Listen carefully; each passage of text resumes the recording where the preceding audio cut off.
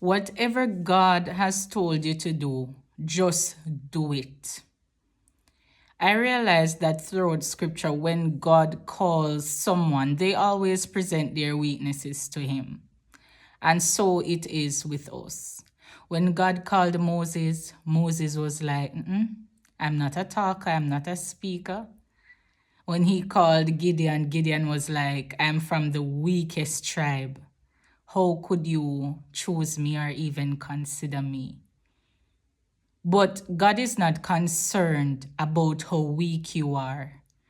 He knows that He will give you strength for the journey.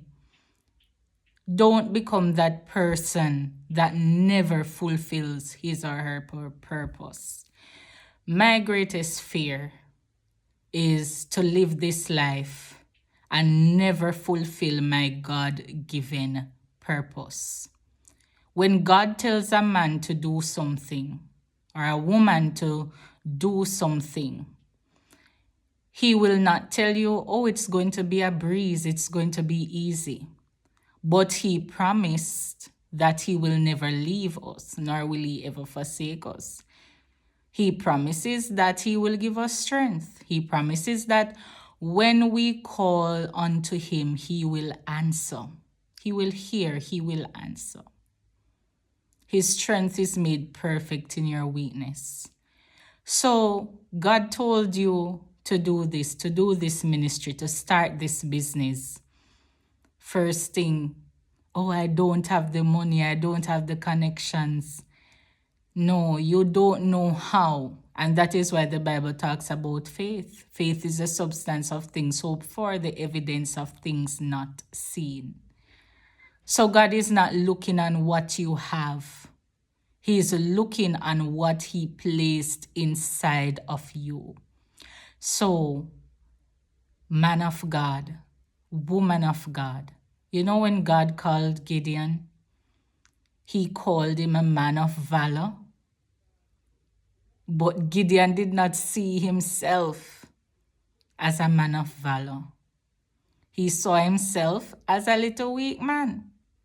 As a matter of fact, Gideon's father was an idol worshiper.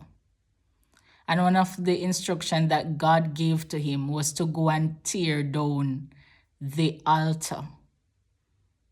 Go and tear down that demonic altar. And if it was up to Gideon alone, as a matter of fact, Gideon did not do it in the day. He waited until night to go and tear down the altar. That's how fearful he was. But it worked out anyway. But Gideon did not go in his own strength. He went in the strength of the Lord. And so I'm encouraging you this morning. That idea, that ministry, that business, that little inspiration, and you say, oh, it's not going to really bless anybody, even if it is one person. Because what we do, we look at numbers. God doesn't look at numbers. God doesn't look at numbers. God told Gideon to cut down the army. And even when it was 10,000, he said, no, this is too much. If I allow you to go into battle with this amount of men, they are going to take the praise for themselves. And the Lord told him to bring them down to the river, and he is going to determine who will go to the war. And it ended up that it was only 300 men that went to war. So nobody could take glory. So God doesn't want you to get the glory. So you're not going to see the resources yet. You're not going to see the know-how yet. Just work with the promise. God called Abraham. He said, listen, in Jamaican terms, we say chukuments. Pack up your chukuments and go to a land where I will show you. Well, I didn't see where Abraham objected God. He just went, right? If it was some of us, where me I go, God? Where you send me? You just a tell me if you left me yard, so. Yes.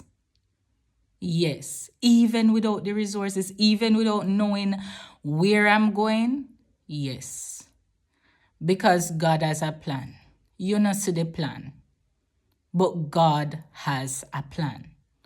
So, nobody present your weak. Oh, I can't do this. I can't do that. No, he never promised that it would be easy. But he promised that he would bring you through. And it's a promise that you're working with. So I'm saying to you this morning, work with the promise, no? Leave the weaknesses to God. Oh, I'm afraid of crowd.